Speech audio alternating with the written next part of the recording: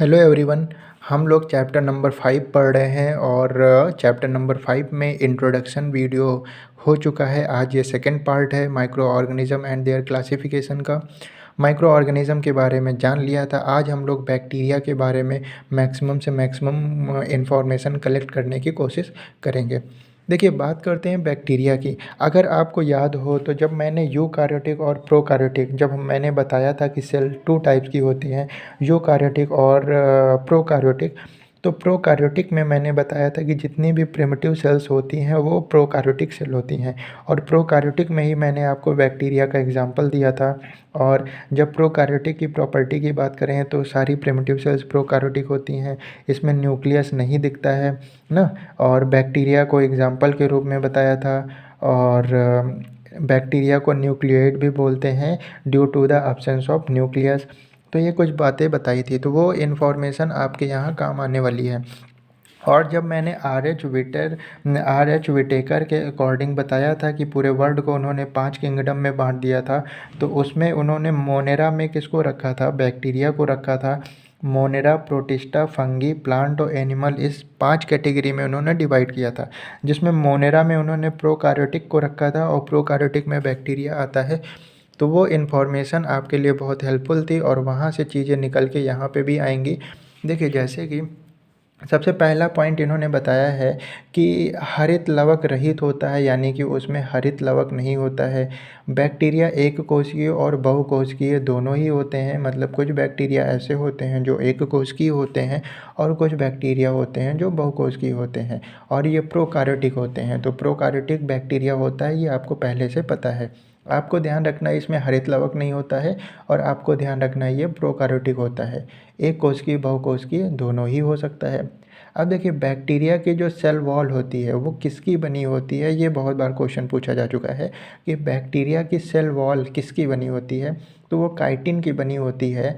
आपको ध्यान रखना है कि कुछ ऐसे भी माइक्रो ऑर्गेनिज्म हैं जिनकी सेल वॉल सेल्यूलोज की बनी होती है, कुछ की काइटिन की बनी होती है। तो आपको ये कंपैरिजन ध्यान रखना है, आपको कंपेयर करके पढ़ना है कि किसकी सेल्यूलोज की बनी होती है, किसकी काइटिन की बनी होती है। क्योंकि एग्ज़ाम में जब हमारे पास 4 ऑप्शन होते हैं तो उसमें काइटिन भी होता है और सेल्यूलोज भी होता है, फिर हम कंफ्यूज होने लगते हैं। तो हमें ध्यान से पढ़ना है कि बैक्टीरिया का अगर वो पूछेगा तो उसकी सेल वॉल काइटिन की बनी होती है। केंद्रक नहीं होता है। अब जाहिर सी बात है, अगर प्रोकार्योटिक सेल में आता है वो, तो प्रोकार्योटिक में तो न्यूक्लियस नहीं होता है, प्रोकार्योटिक में माइटोकॉन्ड्रिया नहीं होता है। तो ये चीज़ें भी यहाँ पे रिपीट हो रही हैं। जैसे देखिए, केंद्रक नहीं होता है, न्यूक्लियस नहीं होता है, माइटोकॉन्ड्रिया नहीं होता है। तो अगर प्रोकार्योटिक की आपको प्रॉपर्टी पता है तो, और ये भी पता है कि वो बैक्टीरिया में आता है, तो केंद्रक नहीं होता है ये आप जान गए, माइटोकॉन्ड्रिया नहीं होता ये आप जान गए, और वो जो रिप्रोडक्शन करता है वो विखंडन के द्वारा, फिजन के द्वारा करता है, ये आप जान गए ना। तो कुछ चीज़ें आप यहाँ से जान जाएंगे प्रोकार्योटिक से ही। तो हरित लवक रही होता है, प्रोकार्योटिक होता है, सेल वॉल काइटिन की बनी होती है, केंद्रक नहीं होता है ना। रिप्रोडक्शन कैसे करता है? फिजन के द्वारा, यानी कि विखंडन के द्वारा। अब बैक्टीरियोलॉजी क्या होती है? बैक्टीरियोलॉजी बना है बैक्टीरियो प्लस लॉजी।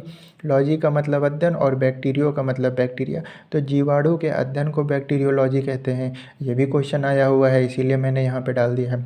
जीवाणु की खोज, तो आपको एंटोनियो वॉन लीeuwenhoek अच्छे से याद होगा। और एंटोनियो वॉन लीeuwenhoek में मैंने एक चीज़ बताई थी कि जो एंटोनियो वॉन लीeuwenhoek है, इन्होंने सबसे पहले फर्स्ट लिविंग सेल डिस्कवर किया था जिसका नाम स्पाइरोगायरा था, और स्पाइरोगायरा को ही पॉन्ड सिल्क भी बोलते हैं ना।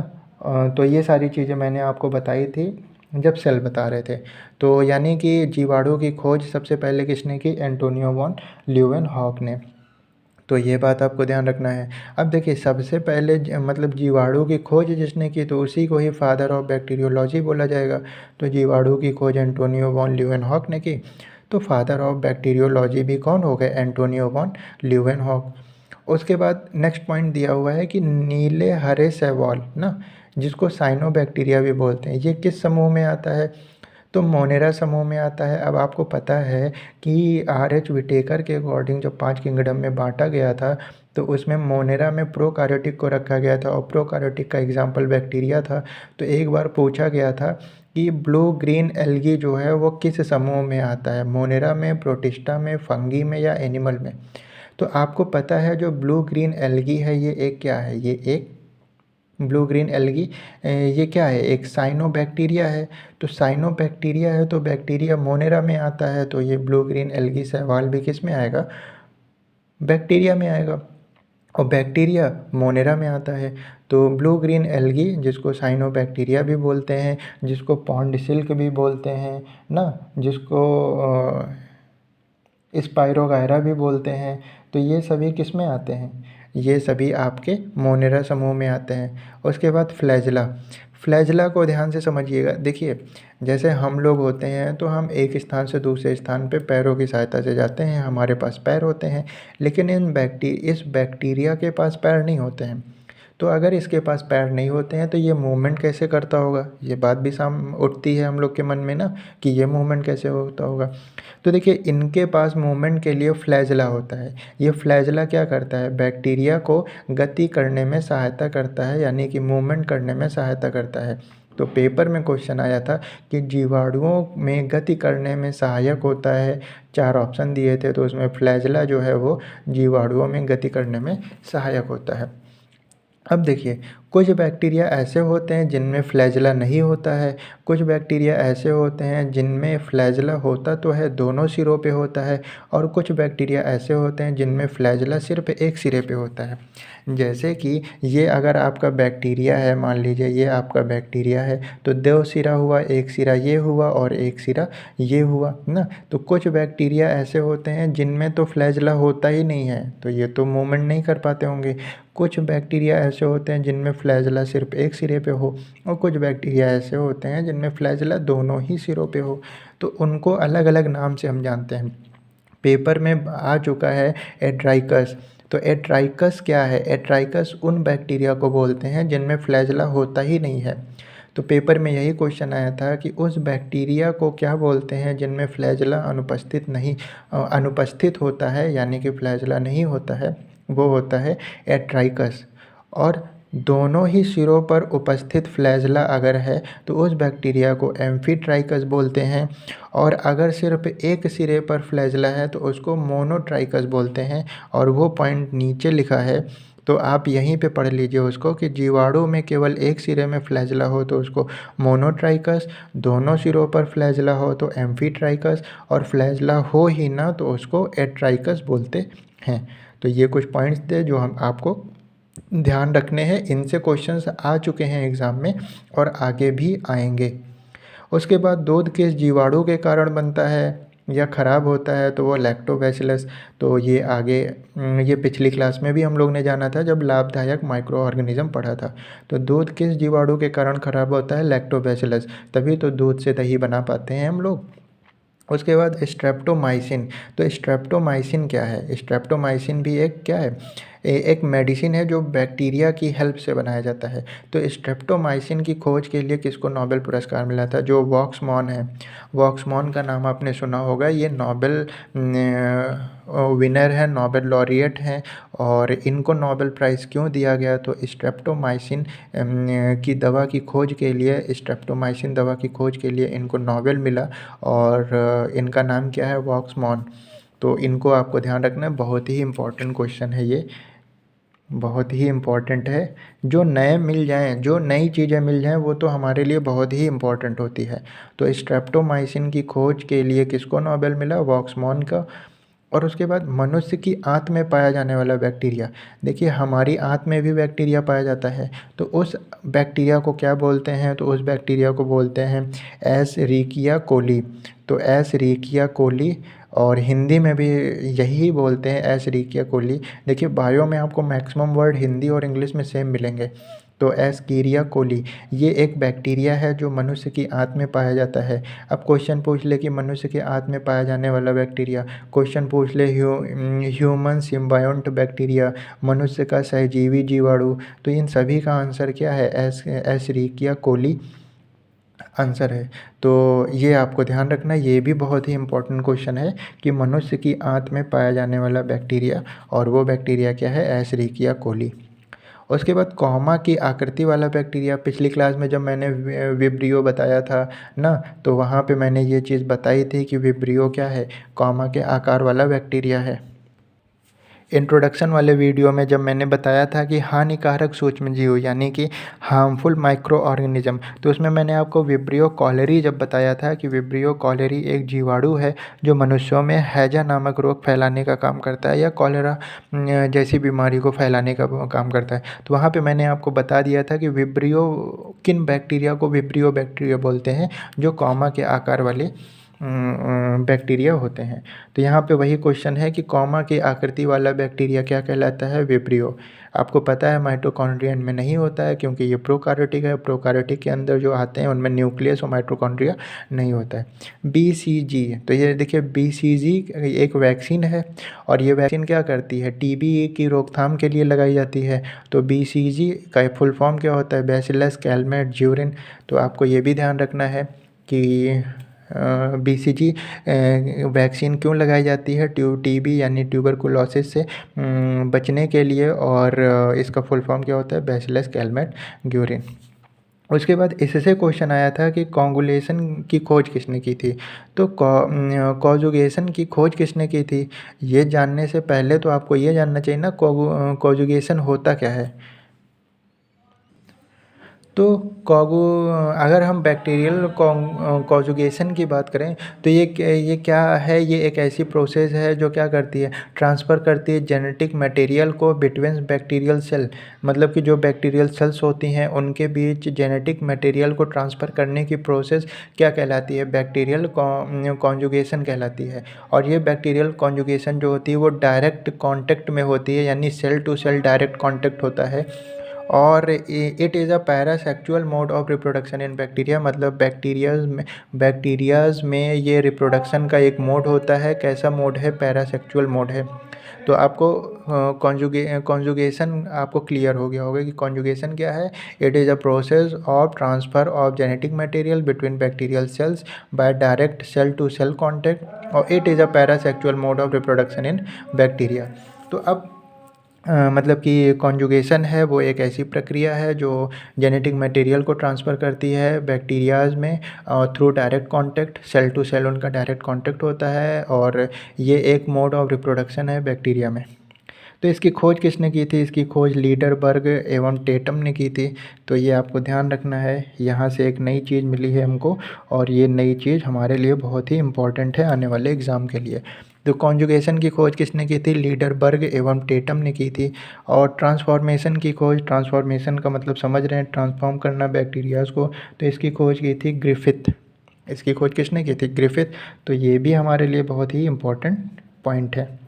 तो ट्रांसफॉर्मेशन की खोज किसने की थी? ग्रिफिथ ने। उसके बाद पहला प्रकाश संश्लेषी ऑक्सीजन उत्पन्न करने वाला जीव पृथ्वी पर प्रकट हुआ, तो उसका नाम है साइनोबैक्टीरिया, जिसको ब्लू ग्रीन एल्गी भी बोलते हैं, यानी कि BGA भी बोलते हैं। एक बार तो ऐसे ही बोल दिया था BGA का दूसरा नाम क्या है, तो अब BGA यानी कि ब्लू ग्रीन एल्गी का दूसरा नाम क्या है, और ऑप्शन में साइनोबैक्टीरिया था। तो पृथ्वी पर अगर सबसे पहला कोई प्रकाश संश्लेषी जो ऑक्सीजन उत्पन्न करने वाला जीव है तो वो साइनोबैक्टीरिया है। बहुत ही इम्पोर्टेंट पॉइंट है ये भी, कि पहला प्रकाश संश्लेषी ऑक्सीजन उत्पन्न करने वाला जीव पृथ्वी पर प्रकट हुआ तो वो साइनोबैक्टीरिया यानी कि ब्लू ग्रीन एल्गी BGA। और ये पॉइंट तो हम लोग पढ़ चुके हैं। यदि किसी जीवाणु में केवल एक सिरे पर फ्लैजला होता है तो उसको मोनोट्राइकस, दोनों सिरे पे होता है तो एम्फीट्राइकस, और फ्लैजला होता ही नहीं है तो एट्राइकस बोलते हैं।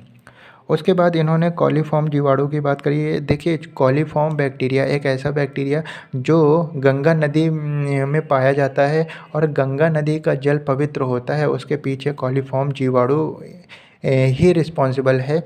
क्योंकि जो कॉलीफॉर्म जीवाणु है वो क्या करता है, गंगा नदी में गंगा नदी को साफ़ करने का काम करता है। मतलब गंगा नदी में को सड़ने से, उस पानी को सड़ने से बचाता है। तो कॉलीफॉर्म जीवाणु, एक बार क्वेश्चन में पेपर आया था, गंगा नदी में पाया जाने वाला जीवाणु, तो कॉलीफॉर्म जीवाणु। क्यों? क्योंकि कॉलीफॉर्म जीवाणु ही एक ऐसा जीवाणु है जो गंगा के पानी को सड़ने नहीं देता है। आप उसको सालों साल रखे रहिए, वो पानी सड़ेगा नहीं। क्यों? क्योंकि उसमें कॉलीफॉर्म जीवाणु पाया जाता है। और सेल वॉल वाला सबसे छोटा सजीव, तो एक ऐसा जीव, एक ऐसा सजीव जिसमें सेल वॉल पाया जाता है और जो सबसे छोटा है तो वो है जीवाणु।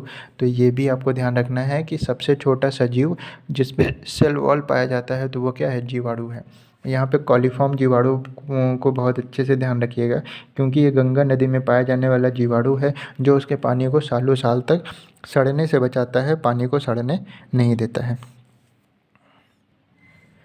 अगर हम बैक्टीरिया की बात करें तो आपको ये ज़रूर ध्यान रखना चाहिए, नाइट्रोजन फिक्सेशन में सबसे इम्पॉर्टेंट रोल अगर किसी का है तो वो बैक्टीरिया का है।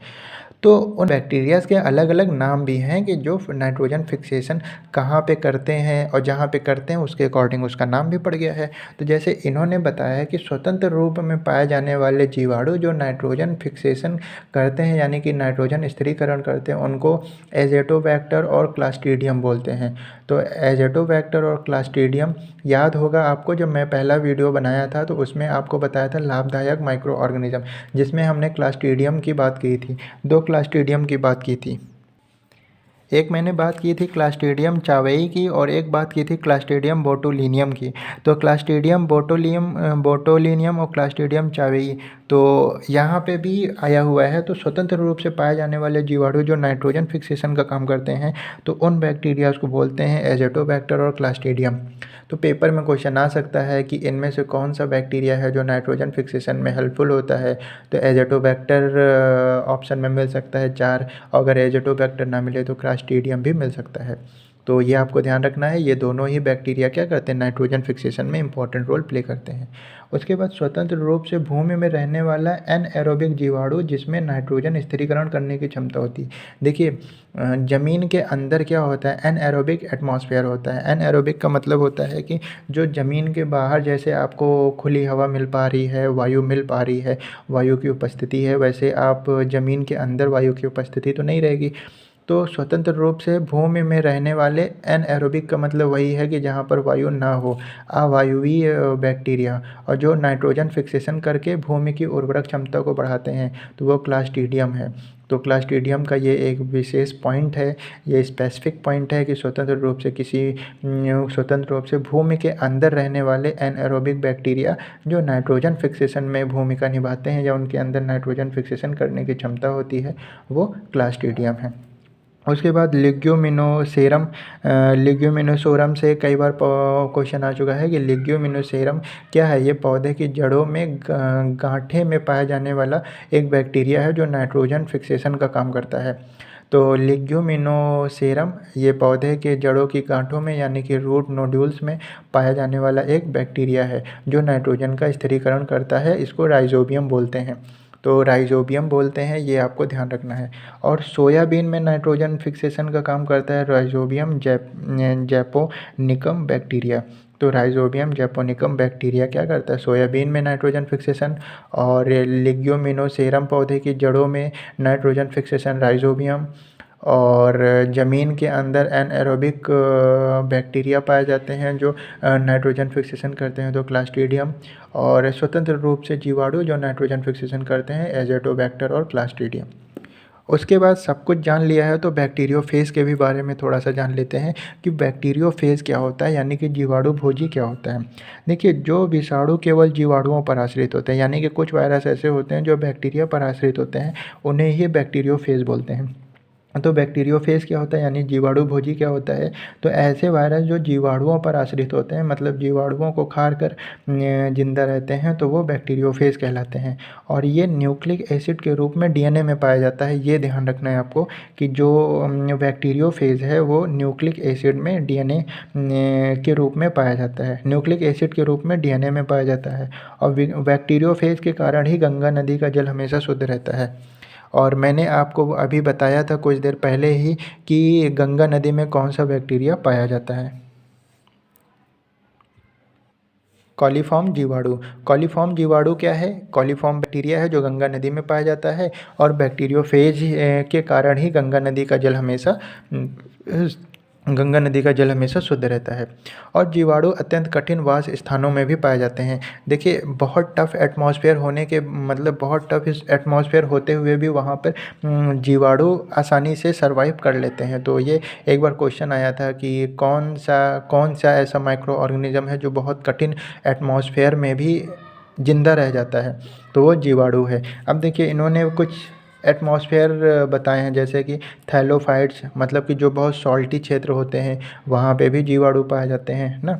उसके बाद इन्होंने बताया थर्मो एसिडोफाइल मतलब कि जो बहुत गर्म झरने वाले क्षेत्र होते हैं वहाँ पे भी बैक्टीरिया आसानी से सर्वाइव कर लेता है। और है मैथेनोजन यानी कि जो कच्छ क्षेत्र होते हैं तो वहाँ पे भी बैक्टीरिया आसानी से सर्वाइव कर लेते हैं। तो जी बैक्टीरिया जो होता है वो अत्यंत कठिन वास स्थानों में भी पाए जाते हैं, ये भी एक पॉइंट ध्यान रखना है। तो इतनी सारी चीज़ें थी बैक्टीरिया के बारे में जो हम लोग ने एक वीडियो में बहुत अच्छे से समझ लिया, और ये सब बहुत ही इम्पोर्टेंट रोल प्ले करने वाले हैं आने वाले एग्ज़ाम्स में, क्योंकि ये क्वेश्चंस आए हुए हैं प्रीवियस ईयर पेपर्स में और आगे आते रहेंगे। तो एक कंप्लीट इन्फॉर्मेशन हमको बैक्टीरिया के बारे में मिल गई। आगे हम किसी एक और माइक्रो ऑर्गेनिज़म के बारे में कंप्लीट डिस्कशन करेंगे। Okay, thank you class. और वीडियो अच्छी लगी है तो इसका थर्ड पार्ट भी ज़रूर देखें।